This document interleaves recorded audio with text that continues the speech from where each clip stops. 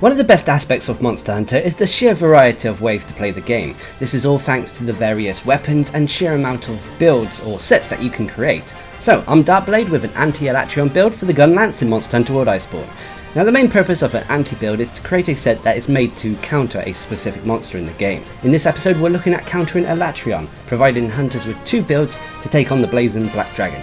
One safe, one risky. However, in the case of the Gunlance, both are kind of risky. One will provide you a large amount of elemental DPS but reduce survival capabilities, the other is the reverse. It has less elemental DPS but more survivability. So let's get into this. The first Gunlance Anti-Alatreon build is the risky Anti-Alatreon build.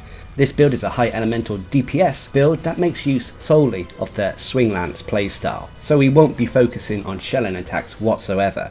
We'll simply be focusing on lance attacks, as these are the only attacks for the Gunlance that benefit from elemental damage. So for this build you'll need the Saphy Crested Crown Beta, the Saphy Crested Chest Alpha, Saphy Crested Van Braces Beta, the Saphy Crested Belt Beta and the Saphy Crested Boots Beta. I'm also using a Fury Charm 5 and for my weapon I'm using the Kiar Buster Stream. This has a health regen augmentation and then an elemental up augmentation. As for the custom mods, I've simply gone for increasing the weapon's elemental rating. As for the specialist tools, these are down to personal preference. Of course, as always, if you wanted to use a different element, you can swap out the Kiar Buster Stream for a different Kiar weapon. Now, as for the jaws, you've got a lot to play around with here. Firstly, I've gone for Frost Jaws to max out the ice attack of this build. Of course, if you were using a different element, then you would replace these to match whatever new element you were using. I've then gone for Tenderizer Jaws for weakness exploit, Vitality Jaws for health boost, Expert Jaws for some critical eye, an Evasion Jaw to max out the Evade Window skill. We'll talk a bit more about why I've gone for this in a minute. A Sharp Jaw for Protective Polish, and then you'll have a jaw to play around with. I've added a Magazine Jaw here, but to be honest, you can pretty much replace this with whatever you wish. So if you've done what I've done here, you should have a build with 150 health, 100 stamina, which would be 200 health and 150 stamina. When you're on a hunt and taking all your relevant consumables, you have an attack of 656 with white sharpness. You have 60% affinity. This is with the true Dragon Vein Awakening buff in effect. This can easily be 100% when you're taking into account weakness exploit as well. You have an elemental rating of 1090. Again, this is taking into account the true Dragon Vein Awakening buff. You have normal level 7 shells, and for your defense you have an OK defense of 1081 that is strong against every element except for dragon. Now as for the skills, first of all you have Ice Attack at level 6. Ice Attack increases the ice rating and damage of a build, and of course if you were using a different Kiar weapon you would replace Ice Attack to match whatever new element you are using. Anyway, you have Resentment level 5. Resentment is a wonderful skill when using the Saphy armor set. Whenever you have a red portion of health on your health bar, it gives us increased raw attack, increasing our overall DPS. Anyway, you have Evade Window level 5. Now when it comes to the Gunlance, I favoured Evade Window on this build as it already has Evade Window at level 3 built in. As a result, we are foregoing any guard skills and blocking capabilities, which is quite unusual for the Gunlance in all honesty. Instead, we're going to be relying on the little bunny hops we can perform, and with the Evade Window at level 5, it means that the invulnerability frames we have when performing these little hops and dodges is greatly increased. So we should be able to avoid all attacks with a properly timed dodge that is quite forgiving. Of course, the exception being the Escation Judgment. Anyway, you have Health Boost level 3, increasing our health to that maximum of 200. You have Blight Resistance level 3, allowing us to ignore all elemental blights on our hunter, very useful against the Alatreon. You have Critical Boost level 3. Critical Boost is a skill that increases the damage of our attacks when they crit a monster, but this only applies to the raw portion of our attack. As I said in the past, imagine your attack divided into two portions, one raw, one elemental or element. Critical Boost only applies to that raw portion found under our attack rating. Anyway, you have Weakness Exploit level 3. Weakness Exploit is a skill that increases our affinity so long as we're attacking monster weak points. And should these weak points be tenderized through Clutch Claw attacks first, this increase to our affinity is even greater. Weakness Exploit at level 3 can provide us a potential 50% extra affinity. You have Critical Eye level 1, which can be level 3 when we're wearing our mantles, increasing the base affinity of this build. You have Capacity Boost level 1, which is a result of the Magazine Jaw. In all honesty, the way I'm playing this build, this really isn't needed that much. Capacity Boost increases the amount of shells we can have. The main reason we're not using shelling attacks is because they deal no elemental damage, and they also eat through our sharpness gauge. The only exception to when shelling attacks may be utilised is when Protective Polish is in effect, which brings us on to the next skill, which is Protective Polish level 1. Protective Polish is a skill that allows us to put a protective coating over our sharpness gauge, preventing any sharpness loss for a small duration of time after we sharpened our weapon. So during this time you can really make use of shelling attacks if you so wish. However, with this build you still have to favour the swing lance playstyle, so the only shelling attacks you're really going to be using is the full burst attacks. Anyway, you'll also have critical element level 1. Critical element is like critical boost but applies to the elemental portion of our attacks. So when we crit a monster with our attack, the elemental portion of that attack will be increased.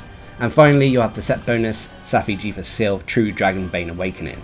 This is a buff that kicks in whenever we have our weapon drawn, increasing our base affinity by 40%, and it also provides us an extra 150 elemental rating as well as 120 element rating if we were using an element weapon, but in return, with each swing of our weapon it will drain our health a little bit, leaving a small portion of red health on our health bar, which means that the resentment buff will be almost constantly active. But of course this is risky, as if you drain too much health and get hit by a monster you could be potentially one shot. But should you constantly attack a monster enough times and not get hit in between, then the True Dragon Vein Awakening will actually initiate a heal, healing you for the health that was drained by the buff. So, as I've said multiple times, it's a real risk-reward armor set. But there we have it, that is the risky Anti-Alatreon build I'd recommend for the Gunlance. But of course, every build has pros and cons. With this build, its biggest pro is its high elemental attack when using the Swing Lance playstyle. Even though the Gunlance isn't known for its elemental damage, it can still easily power down Alatreon. On top of that, although it's unusual, this build is actually quite defensive thanks to Evade Window. Being able to bunny hop and then continue your assault afterwards allows for a constant stream of damage output on the monster. And then finally, the last pro for this build is the True Dragon Vein Awakening, providing you with a ton of DPS buffs, meaning that you should be able to take on Alatreon in a decent amount of time. But unfortunately there are cons. The two biggest cons for this build is the True Dragon Vein Awakening's health drain, which can be compensated with the health regen augmentation, as well as if you're playing careful and don't get hit too often. And the other con is unfortunately the weapon we're using only has a small portion of white sharpness with this build, and despite having protected polish, it means that you're going to have to sharpen often during prolonged hunts. But regardless, if you're looking to take on Alatreon with the Gunlance, which could be considered one of the harder weapons to take on Alatreon, then this build works just fine. Which brings us on to the next Anti-Alatreon build, which is the safe Anti-Alatreon build. Although, like I said at the start of the video, when using the Gunlance, there's always a risk. Nonetheless, this build has a ton of defensive options, combined with offensive options and shelling options. So for this build, you'll need the Brachydium Helm Beta, Mel Beta, Braces Alpha, Folds Beta and Greaves Beta. I'm also using an Ironside Charm 5, and for my weapon I'm using the Kiar Buster Water. This has a health regen augmentation and then an elemental up augmentation. As for the custom mods, I've simply gone for increasing the weapon's elemental rating. To be honest, you can use pretty much any Gunlance you wish, so long as it has wide level 7 shells. This is because we're going to be using the Poke Shelling playstyle, which combines the simple poking lance attacks with quick shelling attacks. As always, the specialist tools are down to personal preference. So as for the jewels, you've got a ton to play around with here. So first of all, we've gone for stream jewels to max out the water attack of this build. I've then gone for artillery jewels to max out the artillery skill, a magazine jewel for capacity boost, a sharp jewel for protective polish, a shield jewel for the guard up skill, vitality jewels for health boost, expert jewels for some critical eye, and some resistor jewels for blight resistance. So if you've done what I've done here, you should have a build with 150 health, 100 stamina, which would be 200 health and 150 stamina. When you're on a hunt and taking all your relevant consumables, you have an attack of 679 with a little bit of white sharpness. You have 15% base affinity, which can potentially be 85 when you're taking into account weakness exploit and the buff from the agitator skill. You have an elemental rating of 970 with wide level 7 shells, and you have a strong defense of 1091 that is strong against fire, thunder and dragon, but unfortunately weak to water and ice. So as for the skills, first of all you have Agitator at level 7. Agitator is a skill that kicks in when a monster becomes enraged. When this happens, the buff kicks in and grants you extra raw attack and bonus affinity. And with Monster Hunter World Iceborne, seeing as you can kind of control when a monster becomes enraged thanks to flinch shots, it means this buff should be active for the majority of a hunt. Anyway, you have water attack level 6, increasing the water rating and damage of this build. Of course, if you were using a different element, this would be replaced to match whatever new element you were using. You have artillery level 5, increasing the damage of our shelling attacks. You have guard level 5, increasing our block capabilities, allowing us to block stronger attacks, reducing the knockback effect, as well as the stamina drain for blocking that said attack. You have Health Boost level 3, Blight Resistance level 3, Weakness Exploit level 3, Critical Eye level 1, which can be level 3. You have Capacity Boost level 1, Guard Up level 1. Guard Up is a skill that allows us to block unblockable attacks, although it doesn't mean that we can actually block Escalation Judgment. You have Protected Polish level 1, and you'll have Critical Element level 1. Finally, for the set bonus, you have the Brachydios Will, which for wearing 2 pieces of the armor, you'll get Agitator's Secret, allowing the Agitator skill to go from level 5 to a maximum of level 7. And for wearing 4 pieces, you have the Artillery Secret, allowing the Artillery skill to go from level 3 to level 5.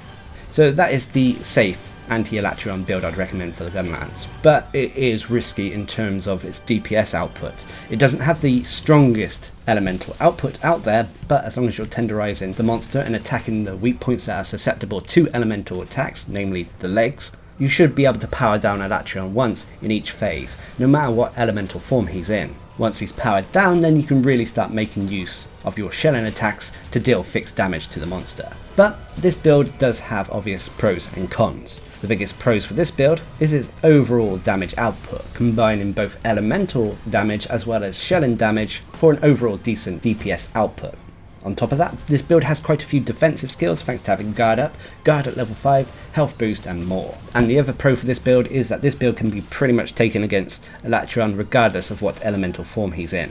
But there are obvious cons. The biggest cons for this include its sharpness issues, thanks to having only a small portion of white sharpness and the fact that we're making use of shelling attacks. It means that we're going to burn through that sharpness bar quite quickly, despite even having protected polish.